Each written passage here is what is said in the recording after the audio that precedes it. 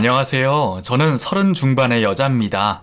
중소기업에 다니고 있는 회사원이고 지금은 솔로입니다.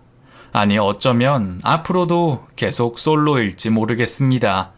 사실 남자한테 많이 질리기도 했고 결혼이라는 게 무슨 의미가 있나 싶은 생각이 요즘 많이 들더라고요. 옛날이야 결혼이 필수고 결혼을 하면 아이를 낳아 키우는 게 마치 평범하게 남들처럼 사는 것 같다는 생각이 들었습니다만 확실히 세상이 변하니까 사람들 인식도 변하고 천편일률적으로 사는 것이 재미없는 인생이라는 것을 알게 된 순간부터 제가 번 돈으로 여행도 다니고 친구도 만나고 하고 싶은 것도 하면서 사는 삶이 나쁘지 않다는 걸 알게 됐습니다. 평생 남편 밥 해주고 집안일 하면서 살 바에는 그냥 자유롭게 내가 하고 싶은 거 하면서 사는 것도 좋겠다 싶은 생각이 들더라고요. 그래서 지금은 저 자신을 비혼주의자라고 생각할 정도로 결혼에 전혀 관심이 없습니다. 하지만 주변에서는 아직도 제게 결혼 걱정을 하시는 분들이 많습니다. 특히나 회사의 상사들은 여전히 솔로인 저를 보며 지니씨, 아니 언제까지 혼자 지낼 거야? 결혼해야지. 안 그래? 지금이야 젊으니까 무서울 거 없지. 나중에 늙어서 뭐 어디 아프기라도 해봐. 그러다 독방에서 혼자 늙어 죽는 거야. 그것만큼 서러운 게 어딨어? 남편이라도 있으면 죽을 때 외롭진 않잖아. 게다가 이제 100세 시대라고 하는데 자식 없으면 말년에 고생한다니까? 적어도 여자라면 자기 뱃속으로 애 하나는 낳고 살아야지. 안 그래? 하고 말을 하시는 분들이 있죠. 아무래도 옛날 분이다 보니 그저 여자는 애 낳는 기계라는 구시대적 발상을 가진 분들이셨죠. 그럴 때마다 저는 남편 필요 없어요. 뭐 그 사람이 저 죽는 거 지켜보라고 저랑 결혼하는 거 아니잖아요. 게다가 꼭 자식이 부모 노후 돌봐준다는 보장도 없잖아요.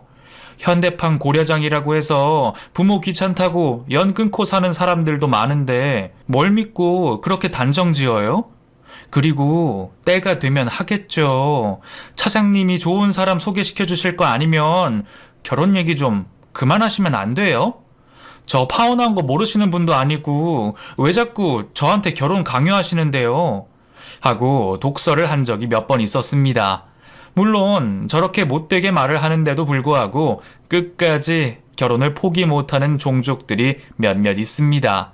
참 답답하죠. 그렇다고 해서 결혼한 인생이 마냥 즐거워 보이는 것도 아닌데 말이죠. 맨날 회사에 출근할 때마다 아이고 오늘도 마누라한테 한 소리 들어서 기분 나빠 죽겠어. 아니 결혼한 지 20년이 넘어도 아직까지 양말 뒤집어 벗어둔 걸로 잔소리를 하네 그냥. 아유 이 정도면 포기할 때도 되지 않았나? 아니 정말 서러워서 이거 같이 살겠나 모르겠네. 이참에 확 그냥 갈라설까? 다들 생각이 어때? 하면서 부하 직원들에게 자기 와이프 욕해주길 바라는 사람도 있었습니다. 전 그럴 때마다 생각했죠. 아, 파혼하길 잘했다. 저렇게 애새끼 같은 남편을 뒤치다꺼리 하면서 사느니 그냥 차라리 나 혼자 사는 게 속 편하고 좋겠다 라는 생각 말이죠. 게다가 회식 자리가 끝나면 여자 직원 보내고 2차로 유흥주점에 가는 남자 직원들이 한둘이 아니라서 정말 남자란 족속은 머릿속에 그것밖에 생각이 안 나나? 라는 회의감이 들더라고요. 심지어 자기 와이프가 임신 중에도 유흥주점을 가는 직원이 있더라고요. 그러니 내가 만약 결혼을 한다면 내 남편도 저 사람들이랑 뭐가 그렇게 다를까? 라는 걱정도 들고 그래서 자연스레 결혼과 멀어지게 된 것 같습니다. 하지만 뭐 다 저런 사람만 있는 게 아니었습니다. 저랑 같이 일하는 동료 중에 결혼한 지 3년 차인 신혼부부가 있는데 그 사람 같은 경우는 세상에서 가장 잘한 선택이 결혼이라고 하더라고요. 그것도 여자인데 말이죠. 자랑을 하려는 건 아니고 그들 일상에선 자연스러운 건데 항상 퇴근길에 남편이 데리러 오는 모습을 보고 부럽다 최대리 맨날 남편이 데리러 오네? 회사가 근처인가 봐 하고 물으면 아 근처는 아니고 30분 정도 걸리는데요. 지하철 타고 다니면 퇴근 시간에는 너무 힘들잖아요. 집에 가니까 녹초가 돼서 아무것도 못 하겠더라고요. 제가 맨날 누워만 있으니까 남편이 퇴근 시간만이라도 편하게 쉬라면서 태우러 오더라고요. 언제부터였더라? 꽤 된 것 같은데 기억이 안 나네요. 아무튼 저야 좋죠 뭐. 하며 얘기를 하는 사람도 있었습니다. 퇴근길 30분이 직장인에게는 엄청나게 먼 거리고 그 꽉 막히는 서울 시내를 뚫고 30분을 온다는 것 자체가 진짜 사랑 없으면 못하는 건데 그런 걸 보면 또 공주 대접받는 팔자는 따로 있는 건지 아니면 정말 남자는 여자 하기 나름인 건지 별별 생각이 다 들곤 했습니다. 저도 저렇게 다정하고 나만 바라봐주는 남자가 있으면 얼른 결혼을 하겠지만 현실적으로 그런 남자 만나는 건 하늘의 별 따기만큼 어려운 일이니 자연스레 포기하게 되더라고요. 연애 때는 전부 다 해줄 것 같던 남자도 결혼하고 나서 180도 변하는 사례가 한둘이 아니다 보니 이 남자가 정말 좋은 남자인지 아니면 그저 나랑 결혼하려고 연기를 하는 건지 긴가민가 하더라고요. 사실 저도 남자 복이 없는 사람은 아니었는데 왜 제가 비혼까지 생각할 정도로 남자의 회의감을 느끼게 됐는지 모르겠습니다. 누구나 하는 이별이고 세상에 많은 사람들이 하는 파혼인데 이혼보단 파혼이 낫다는 인생 선배들의 말을 되새기며 살고 있지만 때때로 사무치는 외로움을 견디지 못해서 그냥 아무 남자나 만나볼까 하는 생각도 하곤 했습니다. 지금이야 그냥저냥 세월이 흘러가게 두고 어느 정도 나이도 들어서 예전만큼은 못하지만 그래도 저 학창 시절에는 꽤 인기가 많았습니다. 뛰어난 외모는 아니지만 사람을 좋아하고 성격이 밝아서 남자애들을 만나면 꼭 한 번씩은 고백을 받는 편이었고 나름 여우짓도 잘하고 다녀서 남자들에게 인기가 좋은 편이었습니다. 그래도 나름 남자친구를 많이 사귀어봐서 남자 보는 눈이 좀 있다고 생각하는 편이었죠.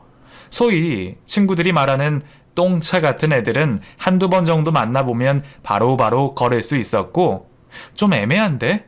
애가 괜찮은 놈인가? 싶은 생각이 들면 세네 번 정도 만나보면 답이 딱 나왔습니다. 주변에서도 제가 남자를 좀 잘 보는 편이라 야, 나 이번에 남친 생겼는데 네가 좀 봐주면 안 돼? 저번처럼 나 몰래 바람피고 쓰레기짓 하는 놈일까봐 걱정돼. 그러니까 언제 날 한번 잡자. 같이 맥주라도 한잔하게. 그래? 한번 보자. 내가 또 그런 거 잘 보는 거 알지? 이번에는 정말 좋은 남자 만나. 너 괜찮은 여잔데 왜 그렇게 만나는 남자마다 똥찬지?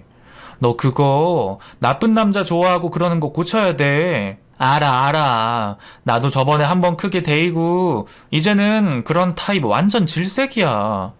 그래도 혹시 모르니까 네가 제대로 한번 봐줘. 부탁할게. 하고 제게 소개시켜주는 사람도 많았습니다. 거진 10중 8구는 제가 잘 맞추기도 했고 괜찮은 남자들과 사귀는 친구들은 연애를 3년 이상 하거나 결혼에 꼴이라는 친구들도 많았죠. 하지만 등잔 밑이 어둡다고 남의 남자는 잘 봐주고 훈수도 잘 두면서 왜 제 남자는 제대로 고르지 못했던 걸까요? 과거를 돌아보면 사실 제 전 남편, 아니 남자친구도 그렇게 나쁜 사람은 아니었습니다. 제가 학창 시절에도 두어 번 정도 연애를 하고 본격적으로 사랑이란 감정을 느낀 건 23쯤이었던 것 같습니다. 그 사람이 바로 결혼까지 약속했던 그 남자였죠. 아주 우연한 만남이었습니다.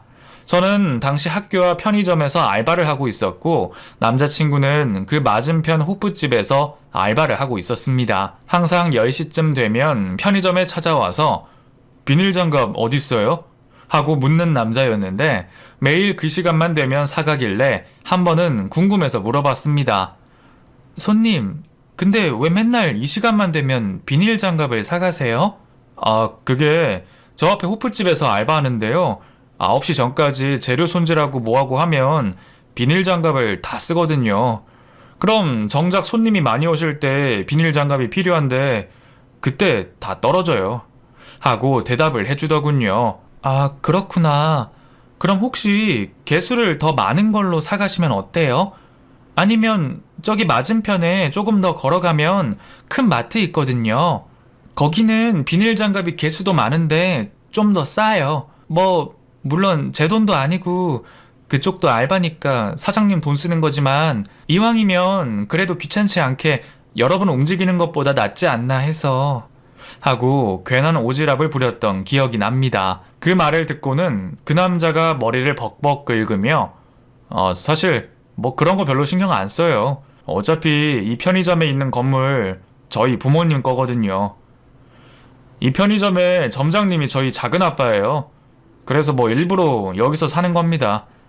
조언은 감사해요. 하고 나가더라고요. 그 말을 듣고 어찌나 얼굴이 벌개졌는지 괜한 저의 오지랖에 그 사람도 민망하지 않았을까, 괜히 안 해도 되는 말을 한 건 아닐까, 별별 생각이 다 들었습니다. 그 뒤로 그 사람은 매일 편의점에 와서 비닐 장갑을 사갔습니다. 그 뒤로는 저도 그 사람도 서로 그 일에 대해 얘기하지 않았고, 솔직히 볼 때마다 민망했지만 서로 그냥 모른 척하고 지냈습니다. 그렇게 한 달 정도 지나고 저는 시급을 더 많이 주는 곳으로 알바를 옮겼는데, 일주일쯤 지났나 점장님에게 연락이 왔습니다. 난데 너 남자친구 생겼어? 남자친구요? 아니요, 없는데. 왜요? 아니, 내가 소개팅 좀 해주고 싶은데 해볼래? 하고 제게 갑자기 소개팅을 해주겠다는 겁니다. 좀 뜬금없었지만 어차피 연애도 쉬고 있고 남자친구도 없으니까 소개를 받아보겠다고 했죠. 그런데 약속 장소랑 시간만 알려주고 그 사람 연락처나 사진 같은 건 지금 못 보내니까 나중에 보내주겠다고 하더라고요. 그렇게 약속 날이 다가왔는데도 그냥 약속 장소로 나가면 된다길래 저도 하겠다고 했으니 정해진 장소로 갔습니다.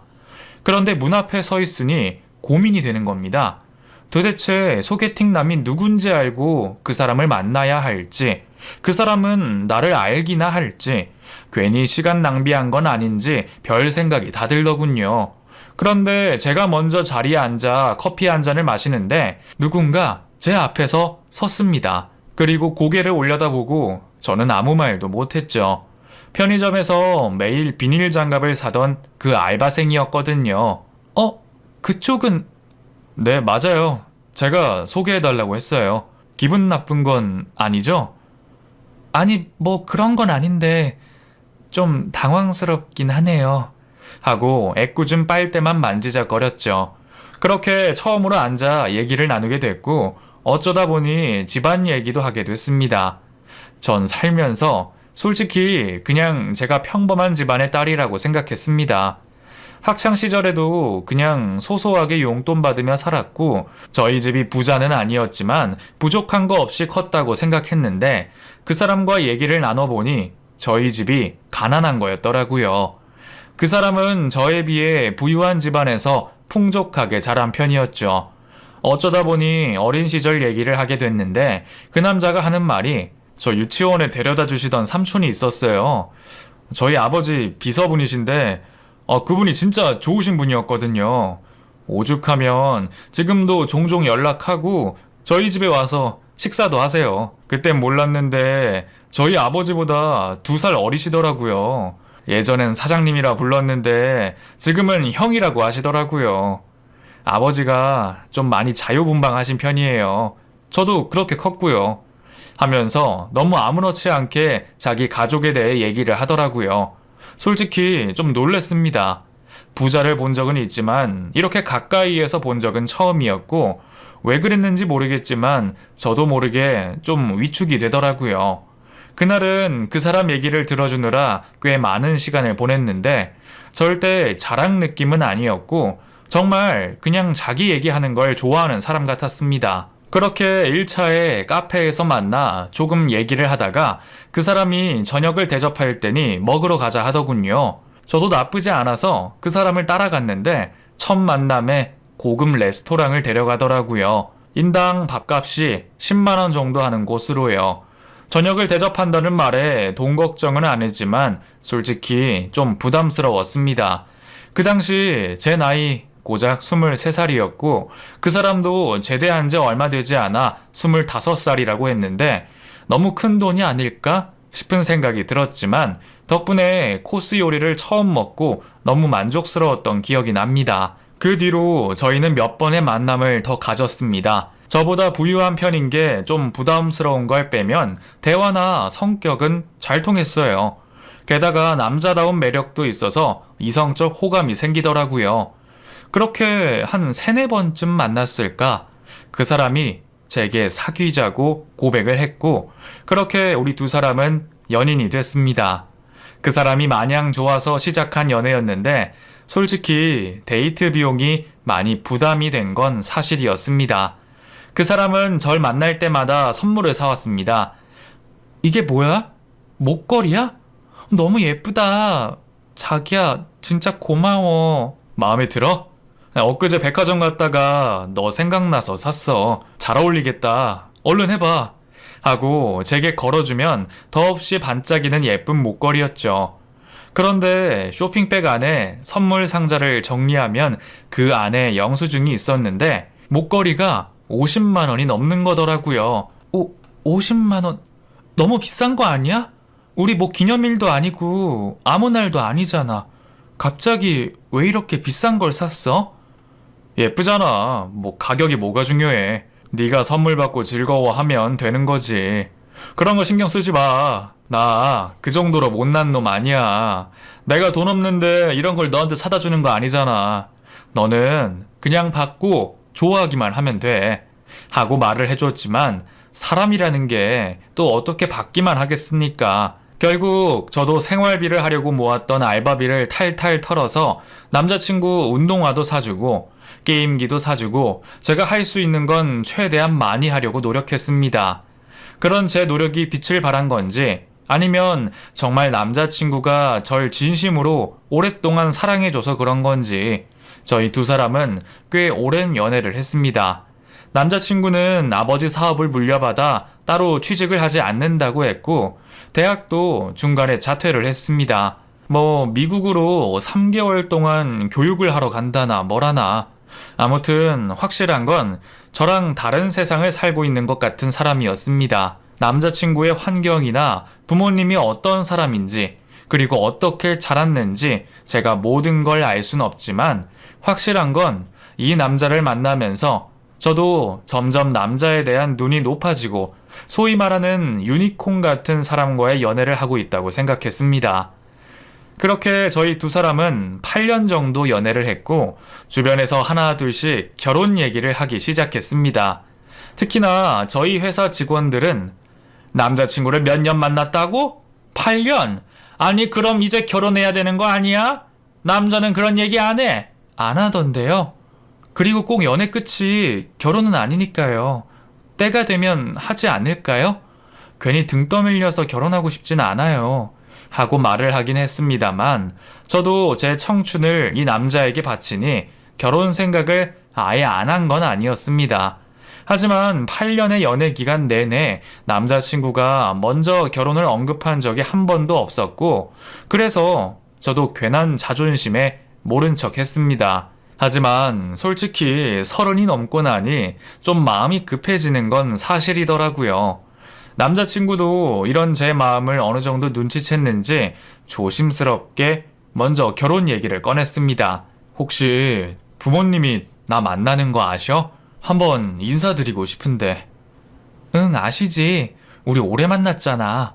그냥 대충 네가 어떤 애인지만 말해뒀어. 근데 갑자기 왜? 아니, 우리 이제 만날 만큼 만났는데 가족들한테 소개시키는 것 정도는 할 수 있지 않나? 부모님이 연애 사실 다 아시는데 너무 우리끼리만 오래 만나는 것도 좀 그렇잖아. 그럼 그냥 가볍게 한번 볼래? 안 그래도 우리 부모님이 너 궁금해 하시긴 했어. 네가 부담스러울까봐 내가 미루긴 했는데 말 나온 김에 뵙자. 그래도 될까? 그럼 딱히 준비하라고 하지 마시고 외식할까? 서로가 편하게. 아니, 집에서 보자. 엄마 아빠도 그게 더 편하실 거야. 우리 집은 외식도 잘 안 하기도 하고 바깥 음식 먹는 거 별로 안 좋아해. 엄마가 음식도 잘하고 그냥 집에서 보자. 시간 언제가 괜찮아? 이번 주말로 할래? 하고 남자친구를 집으로 초대했습니다. 사실 내심 바래왔던 일인지라 남자친구 마음이 바뀌기 전에 얼른 약속을 잡았어요. 당연히 저희 부모님도 좋다고 하셨고 남자친구를 저희 집에 데려온 날 엄마는 진수성찬을 차려놓고 얼른 결혼을 하라며 닥달을 했죠. 하지만 문제는 제가 남자친구 부모님을 만나기로 한 것이었습니다. 사실 남자친구가 선뜻 말을 꺼내지 못하더라고요. 연애 때 몇 번 수화기 너머로 어머님의 목소리를 들은 적은 있었습니다만 저도 겁날 만큼 목소리도 크고 좀 무서우셨거든요. 하지만 결혼이 진행되려면 넘어가야 하는 관문이니 큰맘 먹고 남자친구 집을 찾아갔죠. 하지만 도착하자마자 제게 청천벽력 같은 일이 벌어졌습니다. 드라마에서나 보던 일이 실제로 일어났거든요. 사람이 집 안에 들어왔는데도 저를 아는 척도 안 하시더라고요. 남자친구가 먼저 들어가서 엄마, 나 왔어 하고 말을 해도 아들 왔니? 라고 대답하시고 저를 옆에 세워놓고 엄마, 내 여자친구 결혼 생각하는 친구 있다고 말했지? 하고 소개했는데도 고개를 돌려보지도 않으시더라고요. 아예 투명인간처럼 저를 없는 사람 취급하더라고요. 전 사실 너무 의아했습니다. 어머님이 귀가 안 들리시는 건가? 이런 생각까지 들 정도였으니까요.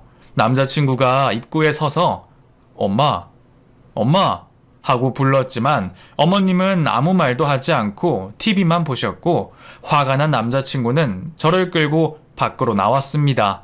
제가 과일 바구니를 현관 앞에 두고 나왔는데 남자친구 손에 이끌려 밖으로 나갈 때 문을 열고 어머님이 등 뒤에 대고 그러시더라고요.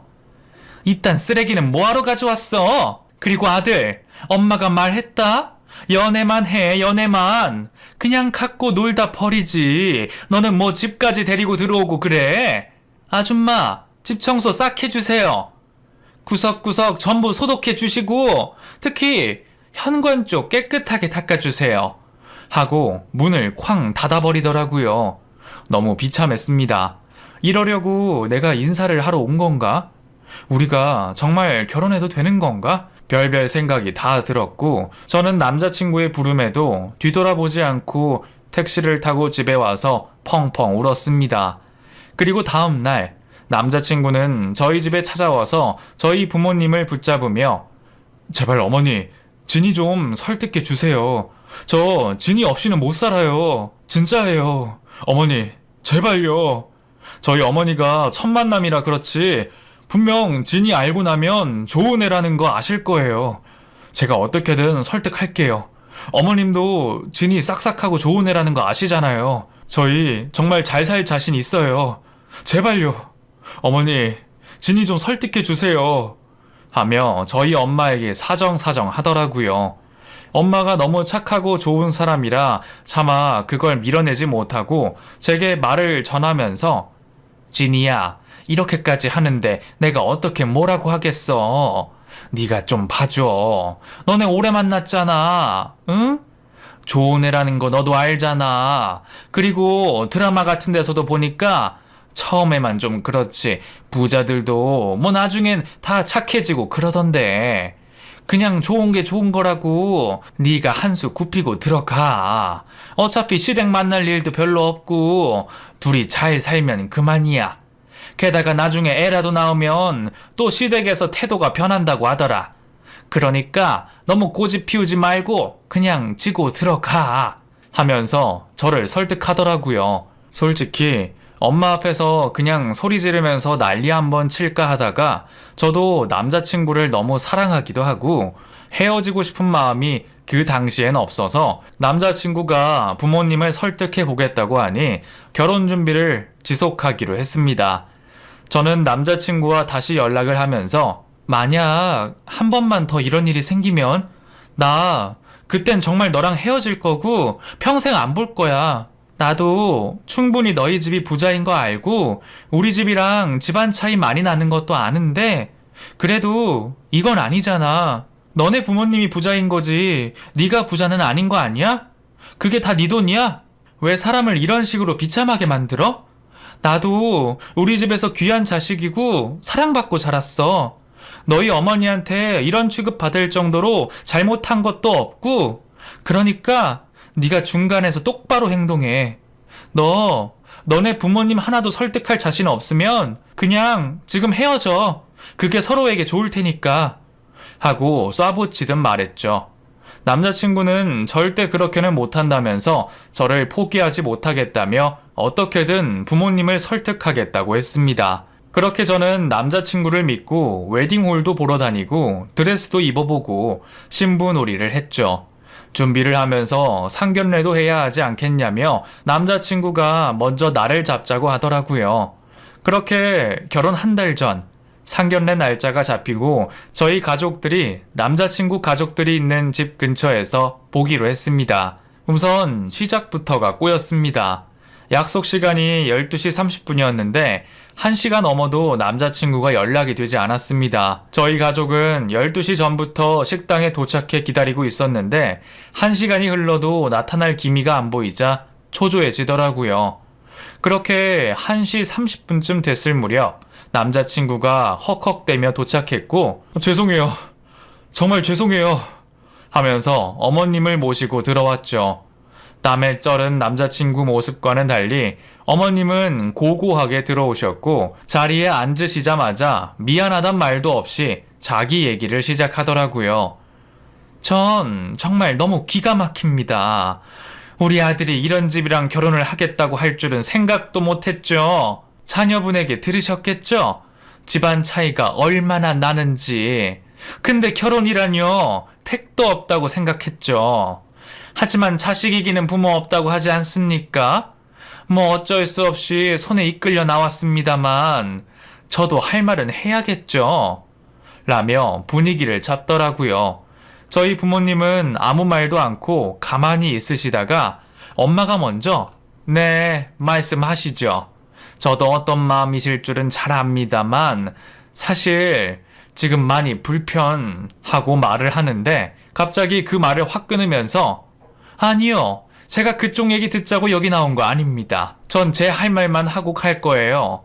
아들한테도 그렇게 말했으니까요. 우선 첫 번째로 결혼하는 거 네 좋습니다. 하라고 하죠.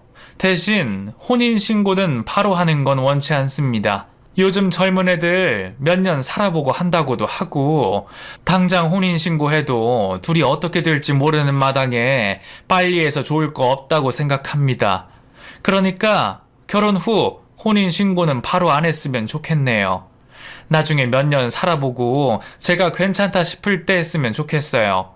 시기야 뭐 그냥 대충 호텔 이런 데서 올리면 되는 거고. 그리고 둘째, 결혼 생활 시작하면 우선 저희 집에 방 남는 게 하나 있는데 거기서 결혼 생활을 시작하고 당연히 저희 방을 빌려주니까 새로 전세를 구한다거나 집을 구하지 않아도 되겠죠? 대신 조건이 있습니다. 월세를 100만 원씩 제게 보내줘야 합니다. 아무리 가족이라고 하지만 공짜로 무전 취식하는 건 제가 용납을 못하거든요. 이 정도는 친정에서 해주실 수 있죠? 뭐 옛날이야 남자가 집을 해야 한다, 여자는 혼수를 한다 그런 말들이 있는데 요즘엔 그런 게 어디 있습니까? 솔직히 여자가 혼수해 오는 거 남의 집에 시집 오니까 돈 쓰기 싫어서 만들어낸 말 아닌가요?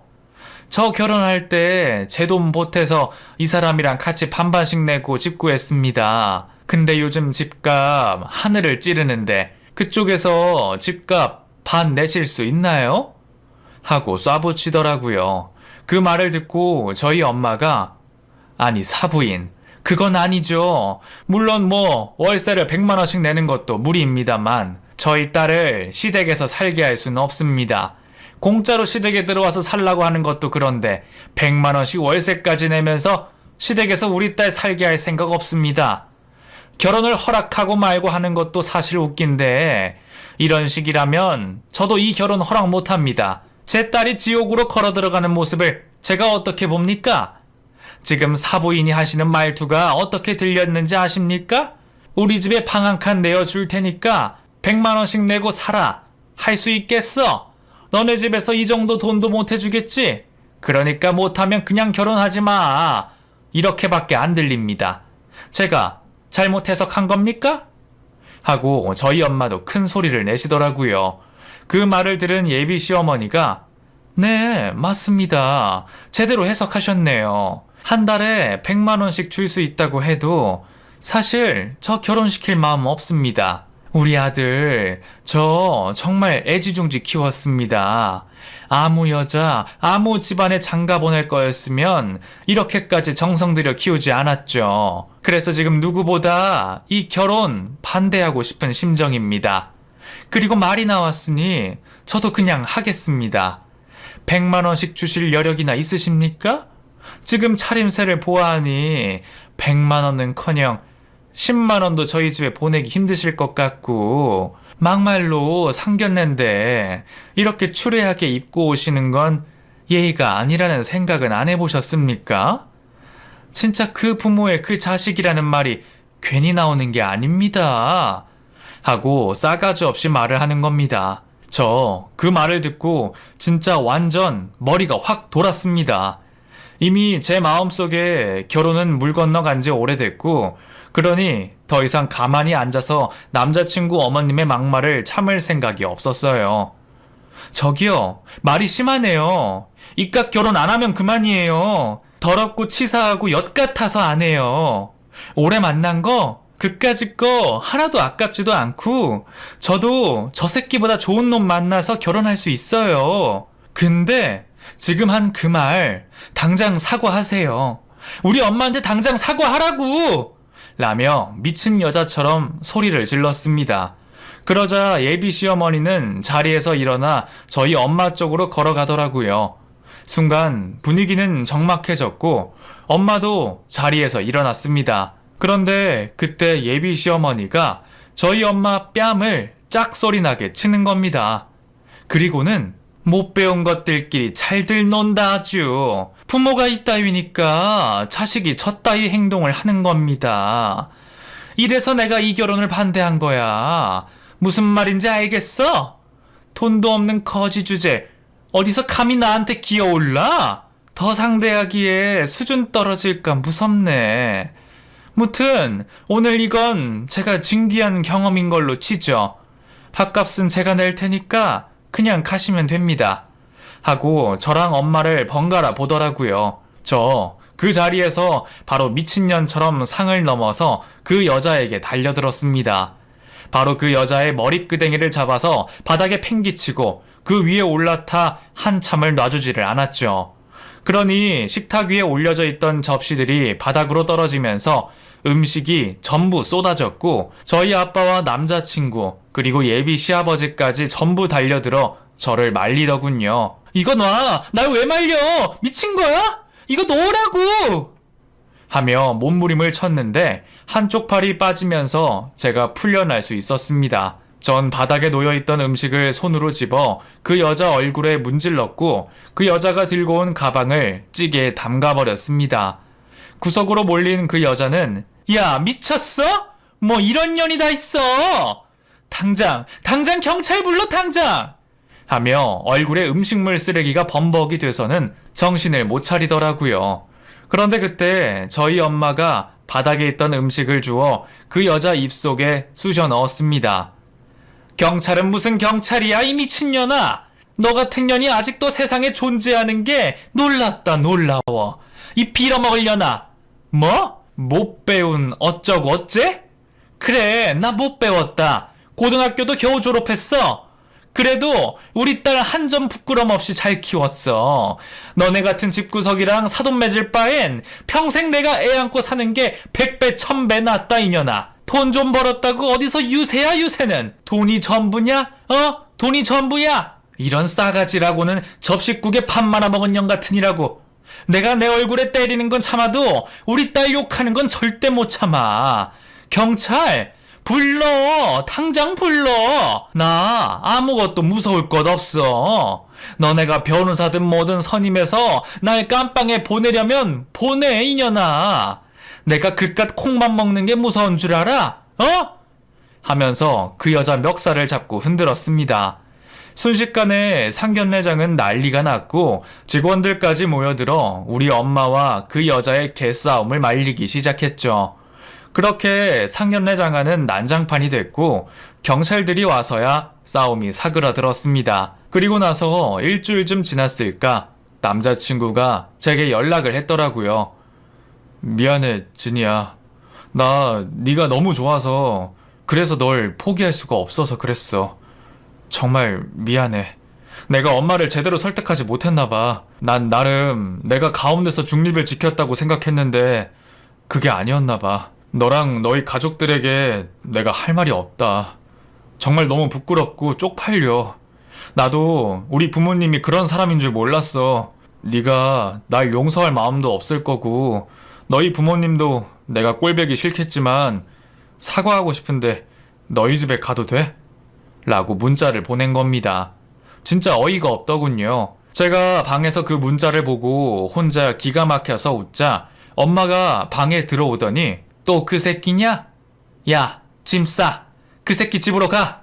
어디 남의 집 귀한 딸한테 연락을 하고 지랄이야 지랄이. 당장 앞장서. 그 새끼 집에 앞장서. 하면서 저를 억지로 끌고 나오는 겁니다. 엄마는 도저히 못 참겠다는 듯 정말 음식물 쓰레기를 가득 담아서 저를 앞장세워 차를 끌고 가셨고 그 집 앞 대문에다가 쓰레기를 집어 던지기 시작하셨습니다. 이런 망할 놈의 집구석 신고할 테면 신고해 이 잡것들아. 이런 쓰레기 같은 인간들. 돈이면 단 줄 아냐? 어? 돈만 있으면 사람 그렇게 막대해도 되는 거야. 한 번만 더 우리 귀한 딸내미한테 연락하면 너희 집 아들내미 내가 다리를 다 분질러서 못 걷게 할 테니까 그렇게 알아. 알겠어 이 새끼야?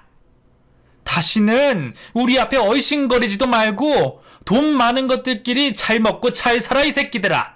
하면서 대문 속으로 집에서 쌓은 쓰레기들을 집어 던졌습니다. 그러니 대문을 열고 그 여자가 나왔고 저희 모녀에게 삿대질을 하면서 경찰한테 신고한다고 협박을 하더라고요. 야, 미쳤어? 여기가 어디라고 너희 모녀가 찾아와? 네 딸이 내 머리 다 뜯어놔서 지금 탈모 치료 받고 있는데 이거 손해배상으로 다 청구하기 전에 썩 꺼져. 다 끝난 줄 알았는데 여기가 어디라고 왜 또 찾아와서 지랄이야? 네 아들 놈부터 잘 간수해.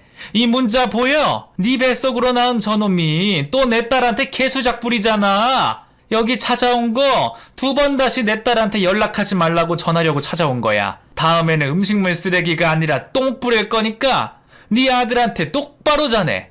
다시는 내 딸 근처에 얼씬도 하지 말라고. 그러면서 시원하게 침을 그 집 대문에 뱉더라고요. 그러니 그 여자는 부들부들 떨면서 울분을 삼키더라고요. 솔직히 그때 속이 좀 후련할 줄 알았고 진짜 쌤통이다 이것들아 하고 저도 같이 욕하려고 했는데 엄마가 저렇게까지 하시는 모습을 보니 정말 가슴이 미어지더라고요. 엄마가 저렇게 화내시는 모습을 처음 봤고 그러니 내가 이깟 남자가 뭐라고 이렇게까지 엄마를 속상하게 했을까? 결혼 그까짓 거 그냥 안 하면 되는 건데 왜 상견례까지 질질 끌고 와서는 우리 엄마가 평생 살면서 안 겪어도 될 일을 겪게 만든 걸까? 정말 별별 생각이 다 들었습니다. 사실 상견례가 끝나고 나면 결혼이 원만하게 이뤄질 거라고 생각했습니다. 근데 그게 제 욕심이라는 걸 알게 됐을 땐 솔직히 좌절감도 컸습니다. 그냥 뒤늦게 하는 말이지만 집안도 끼리끼리라는 말이 맞는 것 같습니다.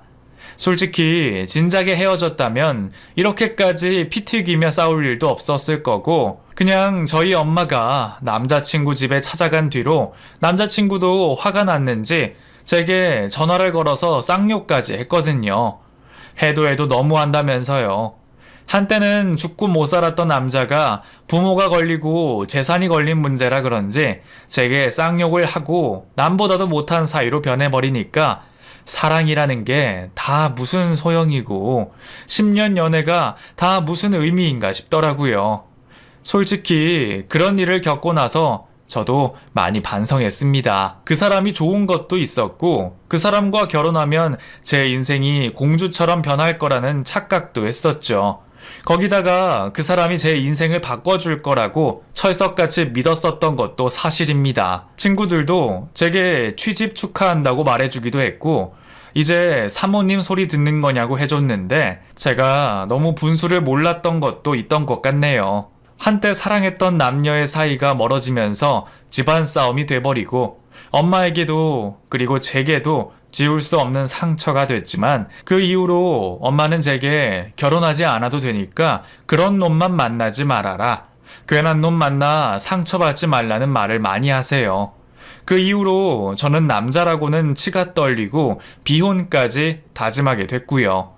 사실 잘 모르겠습니다.